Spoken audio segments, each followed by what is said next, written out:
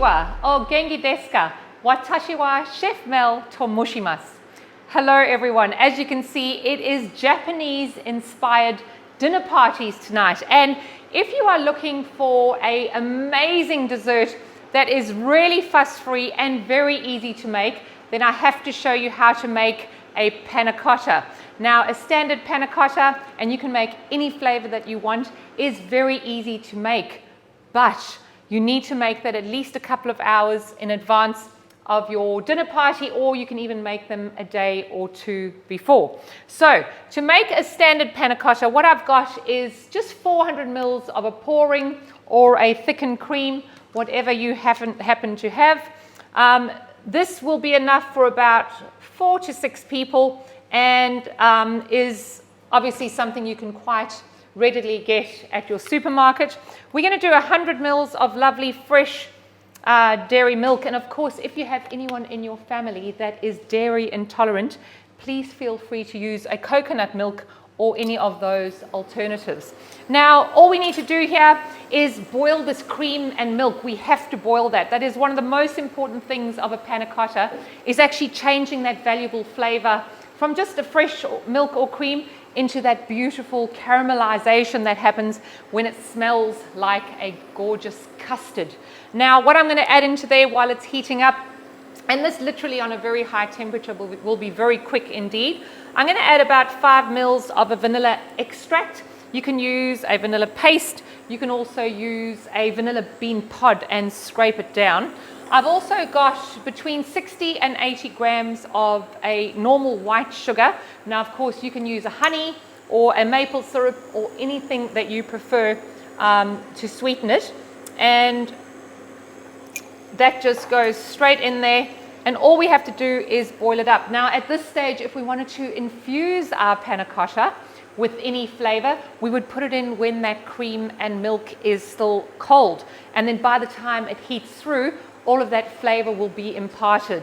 So what I'm going to do, because we've got that lovely Japanese yuzu powder that I have found, and yuzu is like a citrus. It is beautiful and very fragrant, and I am using it in all sorts of my everyday cooking. You can also, of course, just use a standard orange or lemon or even a grapefruit zest, as that adds lovely flavor to this dish. So once that's in and this kitchen is smelling absolutely amazing, this has already come to the boil. So that is literally the easiest dessert you will ever make. Now for the easy part. Most people get terribly stressed when they see the chefs on TV using a leaf gelatine. Now, leaf gelatine is far more superior to the powdered gelatine. The powdered gelatine has got in my opinion, not a very good taste, and I like to use the lovely, very good quality leaf gelatine, which you will get at your local supermarket. Now, they do come in different strengths. I'm going to use a platinum strength, and for my 500 mils of liquid, our 1 platinum strength is going to be enough to give it a beautiful soft set gel. Now, as you can see, all I've done is, this is a little bit of room temperature or cold out of the tap water, and all I'm going to do is put that leaf gelatine under there for about a minute, just until it is nice and soft. Now, you will find if you're using a gold strength gelatine leaf, I'm going to add 2 gold strength gelatines into a 500 ml batch of my panna cotta. But because it's thinner, it will actually dissolve or bloom a lot quicker. So with the blooming of the gelatine, all we need for it to do is, when we pull it out, we actually want it to hang like a little wet tissue. And then all we do is squeeze it out and add it into our liquid. Now, the liquid should be hot, but not boiling. So while we're waiting for that gelatine to bloom just a little bit more, I do like to serve with the panna cotta because it's very nice and soft, something crunchy just to adorn the top of it and make it that much more exciting. I love to use textures to make my desserts more exciting. So what I'm going to do is, just on a baking tray, a little bit of a canola or a rice bran or even a little bit of butter, whatever you happen to have. I'm going to just put a little cloth under my chopping board just so that it doesn't move around. And then I've got a beautiful fresh lime. And what I'm going to do with that is dice it or slice it very finely. And just make sure while we're doing this that we are not over blooming our gelatine. And there, I think that is ready. So as you can see, it just hangs nice and soft, and that makes it easier to dissolve into our hot but not boiling liquid.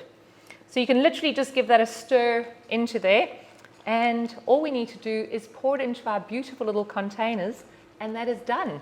So I'm just going to get a few slices of this beautiful fresh lime, and what I'm going to do is I've got the oven preheated to really nice and swear word hot. I've got a 250 degrees Celsius oven waiting for me. I'm just dipping the lovely fresh lime, and it sticks on there very quickly because that lime is nice and wet. And I've just got some of the sugar and the lovely citrus powder, the yuzu powder, and that is the sugar is going to allow that to really get nice and caramelized and crunchy. So I've only done a few. I'm going to pop those in the oven. It only takes about 6 to 8 minutes, so watch them carefully.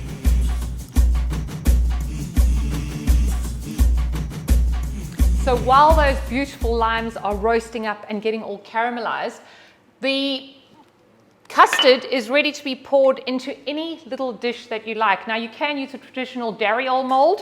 You can also repurpose your ramekins, but I've got some glorious little wine glasses. You can find something that you can use. And as you can see at this stage, the custard is very thin, but that beautiful gelatine is going to set that into a nice, sexy, but not too firm wobble.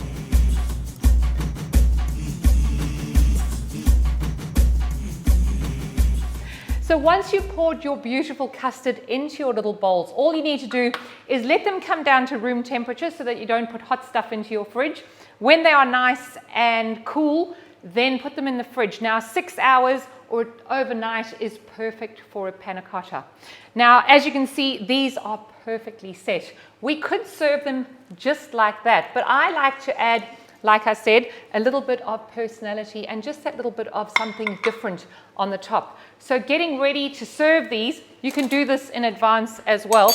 We have those beautiful caramelized limes, and those are beautiful and crunchy and delicious. They really are going to eat very well. I've also got some berries out the freezer. Now these are totally frozen, and I'm not ashamed to just pinch them and get them to fall like little jewels on the top of our beautiful panna cotta.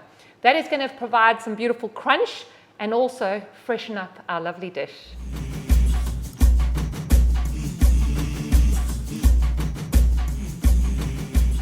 Once I've crumbled those beautiful frozen berries over there, I'm ready to add our little caramelized limes, and I'm also going to add a little bit of edible petal, just chopped up. And those petals, I actually grow them in my own garden. They are so easy to do. You can use dianthus or snapdragon, anything as long as it's one of those edible species. And this is then ready to serve to your beautiful guests, and they will be dazzled and amazed at this gorgeous dish. Enjoy, guys, and happy cooking.